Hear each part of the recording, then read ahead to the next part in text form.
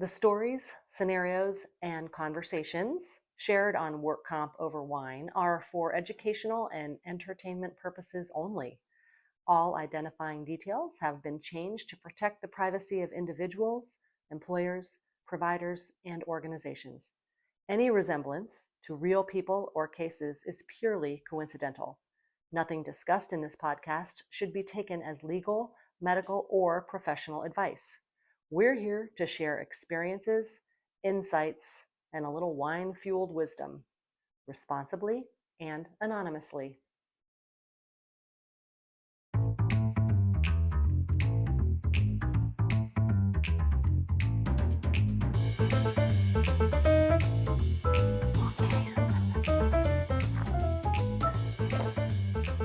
This chair is so much higher.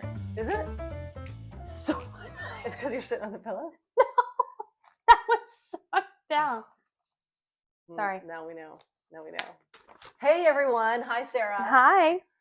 Welcome to Work Comp Over Wine with Patricia and Sarah. Here we are again. Oh, what are we pouring? We're pouring, always pouring, Work Comp Over Wine. Yes, it's a white wine. Okay, well, at least you switched up the color. And well, I tried to address that you're wearing a white sweatshirt. So sweet. White. It's white. It's a Pinot Gris from J Wrigley, which is a 2025 fresh to drink. You know, McMinnville, Washington, where J Wrigley has their vineyards, is such a cool little town. Is it cool? It's almost like stepping back in time a little bit. It's really clean, and the music seems to be from the early 90s. Oh, that's nice. When you walk into stores and stuff. Yeah. Anyway, one of my favorite places, the Willamette Valley, and I know how to say it. Willamette. Damn it. I mean, if anybody was going to sponsor you on this podcast, it should be J Wrigley at this point because it's her favorite. Come on, J Wrigley. Come on, J Wrigley. We'll tag them below so you guys can go check it out. Oh my gosh, what a great idea. Look at me. I'm basically a Gen Z. I'm not. Very much not. I'm very much not. What am I? Am I a baby boomer? No. What's next? Are you an X? Gen X? Is that right after baby boomer? We'll have to ask him. Okay. Robot. We'll have to ask a robot. I digress. What are we doing today? We're doing something a little bit different today because Patricia is usually the one that drives the questions, I think. So today I thought, let's switch it up. And I am going to ask you questions. Okay. And I just want to be clear. I don't know what the questions are. Which I thought would be more fun. Okay. So quick note, we're going to keep everything anonymous. We don't want to, give out any PHI. That's a big no-no. Oh, absolutely. Absolutely. So we're going to keep everything anonymous. It's not really all for learning purposes, or maybe, I always think this even when I'm just with girlfriends and they say, oh, I'm sharing too much. I'm overtelling. And I say, sometimes when you put the stories out in the world, it has a ripple effect, and it may help you find the answers you seek. It may help you learn something that you didn't know before. And of course, with girlfriends, you're sharing names, but in the workspace, we don't share the names, but the concept that supports it is the same. I think. I agree. And who better to learn from than someone who's, I think, an expert. Oh, me. Yes. Oh, and that's also a surprise to me. Sometimes I wake up and I'm like, I have been doing this for 35 years, and I kind of am an expert. So imposter syndrome. Yes. Imposter syndrome. So we are going to start with some questions. We're going to kind of do like a question and answer situation. But the most important question that we've already covered is what you were drinking. So yes. Okay. Question 1, checked and done. Pinot Gris. Question 2, give us a plot twist case. A file that maybe you thought was going to be very straightforward, open and close, and it wasn't. A plot twist. Mm-hmm. One of those, ooh, don, like that. That's exactly it, yes. Well, one that comes to mind, you may be familiar with. Listeners are not, but you, Sarah, are. I had an injured worker. I was asked to meet him at the hospital. So we call that kind of a catastrophic case because you're right there as soon as the accident happens. And as a case manager, my job is to get there, collect medical records, collect an idea of what's happening to the injured worker, what needs to happen next, how is the family being supported, all of the collection of the data before I start to establish my care planning. So on this particular injured worker, he was, I would say a chef, but in a smaller like restaurant that was family owned. I would say it's like a Chipotle, but it's smaller. It's family owned, where they make the burritos. It's all homemade. Homemade. Okay. And he was sharpening a knife. So he's right-handed. He was sharpening a knife, and he was holding a sharpener in the left hand, doing this motion of sharpening. And the sharpener or the knife or something slipped, and he went to the left wrist and nearly severed his own left wrist. So that's the whole thing. That's yes. So that's the injury. So he's at the hospital. I'm thinking, okay, he's going to need, of course, the orthopedic surgeon.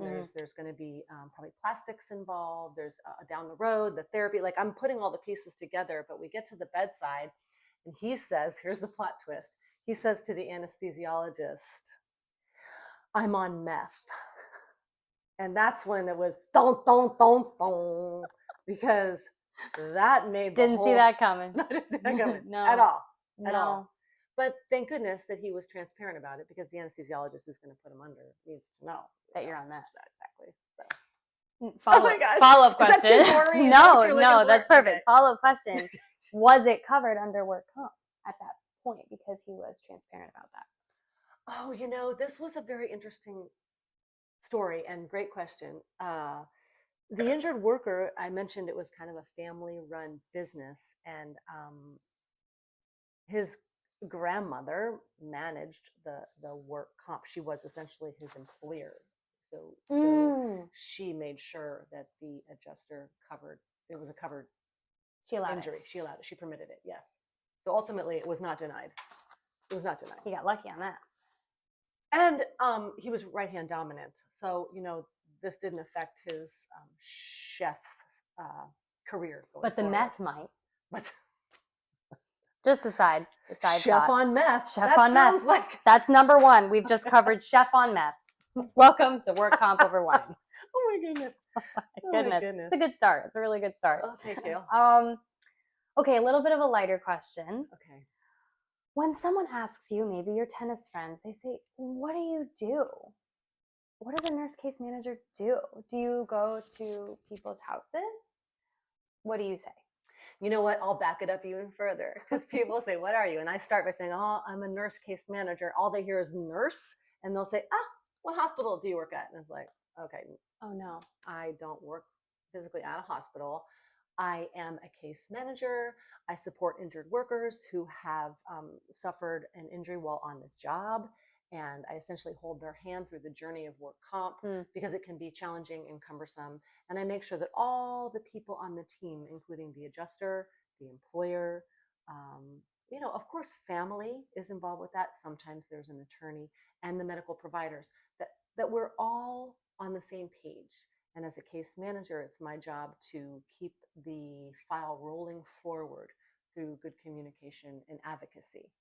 But unfortunately, with my tennis friends, I'll get through half of that and their eyes are glazing over. And then they might still say, "Oh, so which hospital do you do that at? Can you look at this small?"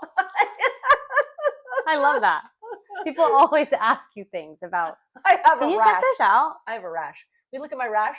No, I don't even know you. I know. So that's thank you for that. Did I answer your question? You did. That was a really good one. Thank I think you.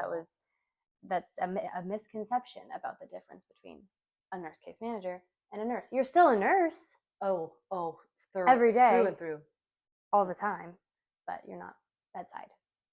Correct. Yes. The difference. Yeah, that is all. In catastrophic cases, though, like Mr. Chef on meth, I was at the bedside in the hospital. So sometimes we are. Sometimes we do bedside case management. Right. from a work comp perspective. But yeah. But no, not all the time. Great Only question. only in specific cases.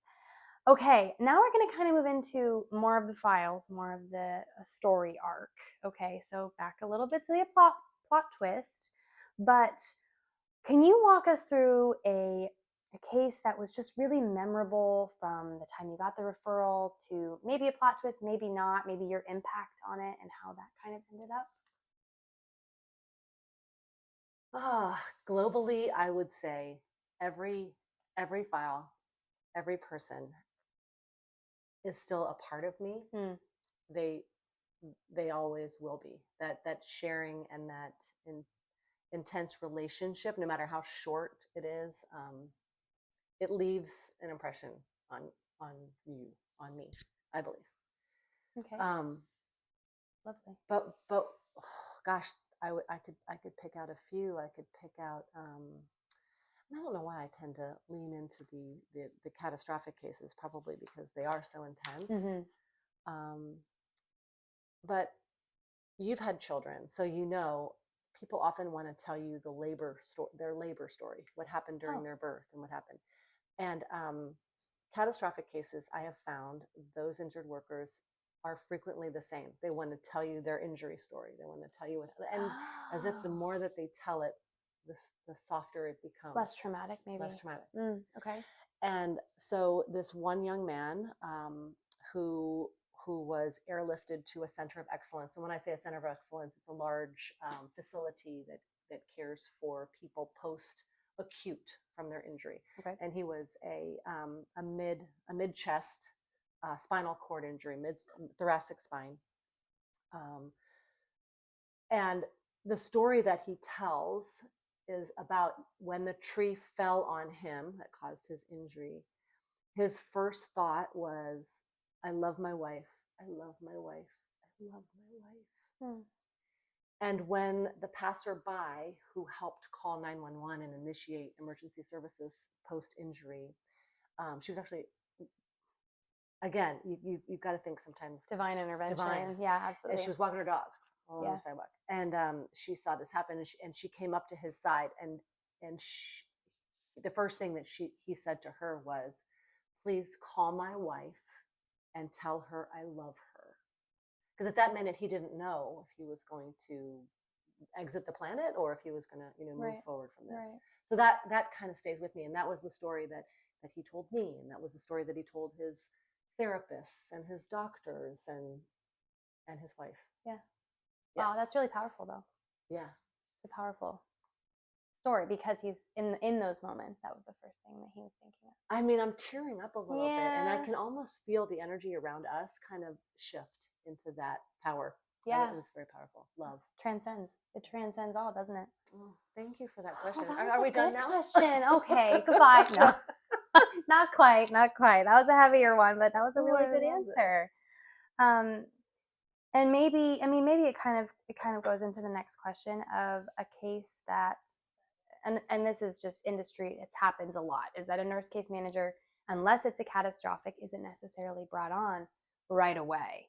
A lot of times, nurse case managers aren't brought on until there's a problem.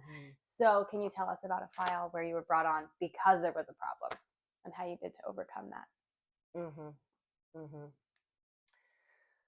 Recently, I was asked to come on a case where we like, it's not a very good term, but they're called old dog files that have been around. Like the injury was 12 years ago in this particular case. Okay.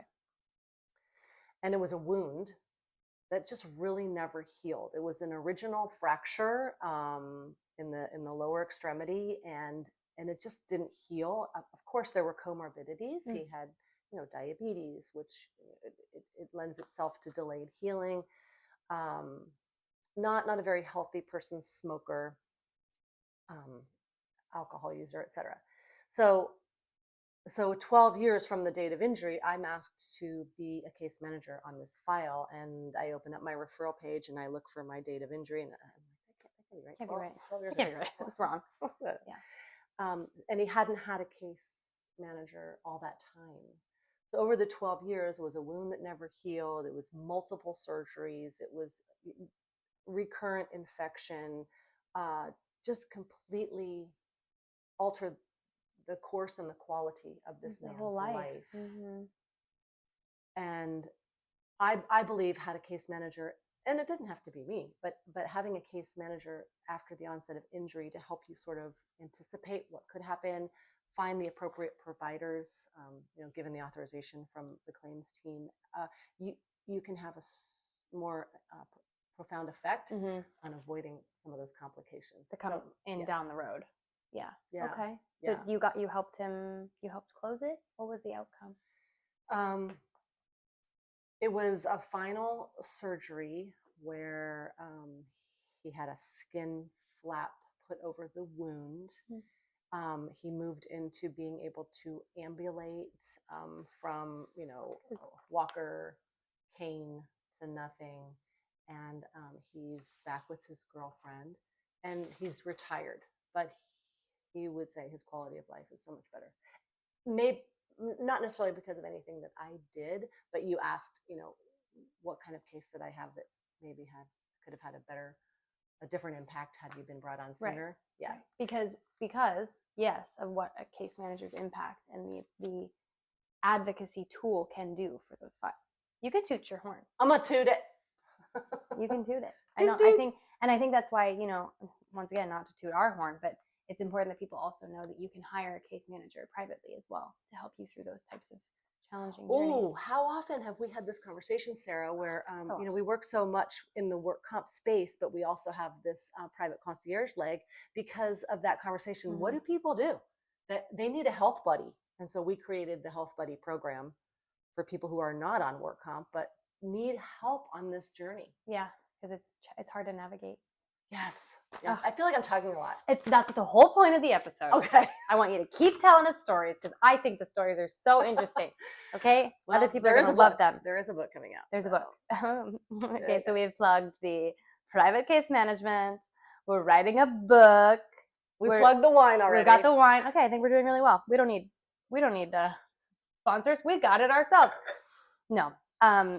All right, so we're going to move into kind of the adjuster side of things because obviously you work with a lot of different kinds of adjusters. Some interactions are smoother, let's say, than other interactions. Okay. So can you tell me about an interaction with an adjuster that was amazing? And if you could copy and paste that onto every other file, what would it be? I have one right now. Okay. And many of our staff work with this particular particular adjuster on their cases. Okay. And the shining example that she gives is communication.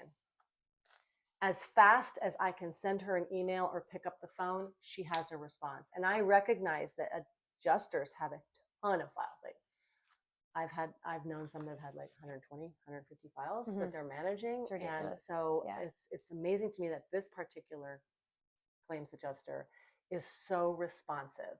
And if I could imprint that on all of the other adjusters, oh my gosh, we would change the world. You would change the world. Yeah, communication is definitely a huge factor in delays, I think. Yes, and often, and I just recently did a presentation on this, often the reason why people might secure an attorney because they feel like they're not being heard, they're not getting responses, things aren't happening, and that quick communication and that quick response can nip that right in the bud. And honestly, any response. If it's not, I have an authorization or I have a decision for you right now, maybe that takes some time, but saying, hey, I'm working on this, I promise, even just that. Yeah, I'll know something by Friday or whatever. Yeah. The human touch. The human touch. As we've previously mentioned. Okay, so now flip it. What's a time when there was a misunderstanding or a challenge with an adjuster, and what did you do? It's a harder one. That is a harder one. Yeah. I mean, you've seen a lot of our cases in our work together over the last decade at MindNet-RN. I'd probably have to ask you if you remember any from any of our staff that would flip it, because I'm just nothing's coming to mind. I mean, I think it probably goes back to communication. Adjusters that aren't as communicative and authorizations don't come through. injured workers get mad at the case manager, goes back up the chain. Well, or even a thank you Mhm. for tripping a memory that the claims adjuster, that she wasn't responding, and come to find out she was out with a very significant disease. Oh yeah. And no one Nobody was caught the watching her file. Yeah. No, so it was through no fault of her own. No supervisor, no coworker, nobody caught the file. Yeah, that wasn't. Yeah, no, that happens because, like you said, they have 120 files. So if that one person isn't there to handle them, where do those get dispersed to? Mm-hmm. That's an interesting question. We'll have to find an adjuster and talk to them about how that works. Let's do that. One of our podcasts, we will bring in guest speakers like adjusters. Yes, like adjusters to see what happens. Okay, this one's a little bit more interesting. How many more? 3. Okay. What do you have? Somewhere to be, lady? Come on now. I got 3 more questions. I need an ice cube for my wine. It's getting warm. It's getting warm. No, I wanted to know how you decide when a phone call or an email or something in writing is more appropriate. What makes that decision for you as a nurse case manager? Oh, I really prefer paper trails because I think it harkens back to my early nurse days where if you didn't chart it, it didn't get done.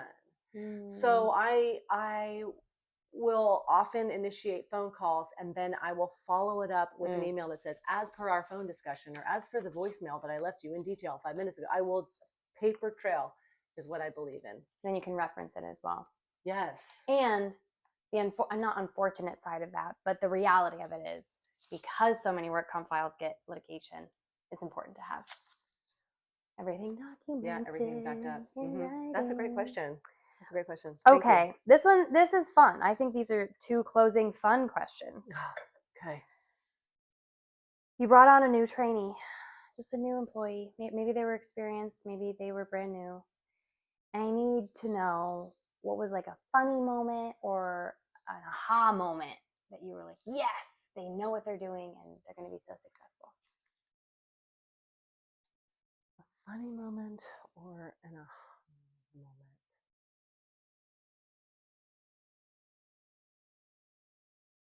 All right, so shadowing me on one of my files, we were visiting an injured worker who was currently in-house in a post-acute rehab facility.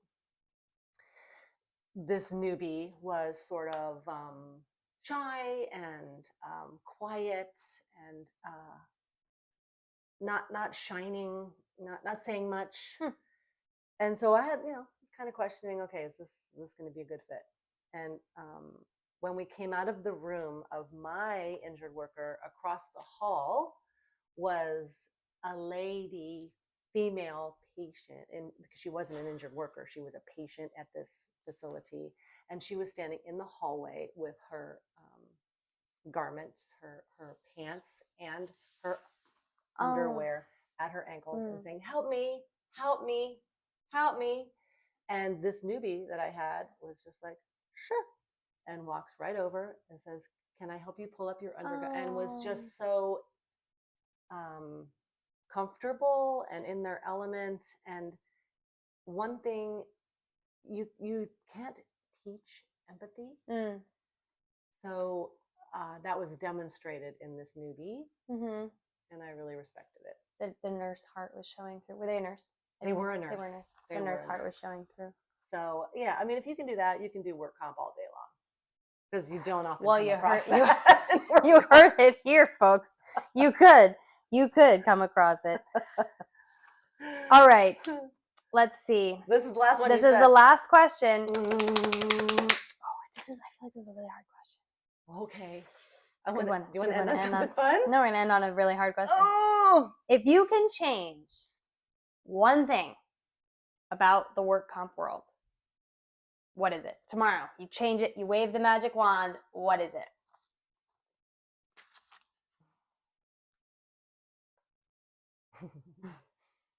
What is it? I only have to pick one?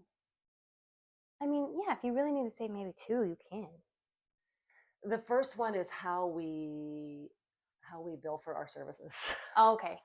Because there's so much data entry versus helping the injured worker. Right. I mean, I know it has to be captured, And I understand that that's how we prove our worth and prove our value on a file, as well as the soft savings and hard savings that come at the end of a file. But during the file, that whole, oh, I did this and I did this and I did this and I did this, it's so hard to capture. I would wave my magic wand and change that. Maybe we'll talk more about that next week. What else? Okay. What else? Anything else you choose? I probably would implement a standard system of protocol in insurance companies that say this case needs a case manager now, because it's so variable. Sometimes it's an adjuster might say, I feel like this needs a nurse, instead of it's a protocol. Oh, it reached this dollar spend, or this was the body part, or oh, it's complex, they have comorbidities, or they've had several other injuries. There's reasons, red flags, what we call red flags, in our proprietary initial interview. And we do feed that back to some of our clients that are willing to work with us to initiate, from the onset of the injury, right, and reception of the first report of injury. But overall, I think insurance companies can improve outcomes by bringing on case managers much sooner, much more regularly, and I would wave my wand to make that happen as well. Well, thank you for that wonderful answer, for that very hard question. Thank you for the questions. Wasn't there going to be one about a theme song? There wasn't, but you can certainly tell us what your theme song was. What would be your workday theme song if you had a work comp theme song? Well, today it would have been a song I heard at the gym, and I think it's a contemporary song, but it's something. Bodies on the floor, bodies on the floor. I don't know if that's good, bro. But I was just like, some days, you just feel like everything's falling apart, and some days are like that. Some days are like that. Yeah. Okay. So, anyway, well, on that note, cheers. I was ready